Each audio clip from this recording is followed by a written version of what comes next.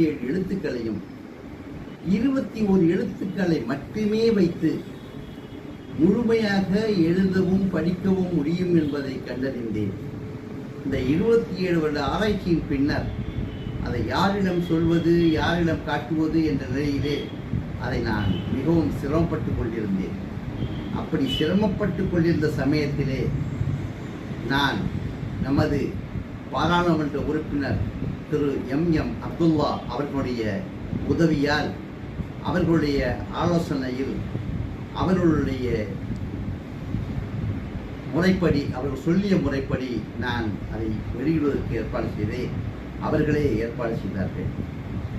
அதை அவர்களே வெளியிட்டு கொடுத்தார்கள். அந்த எழுத்துக்கள் தான் இந்த எழுத்துக்கள்.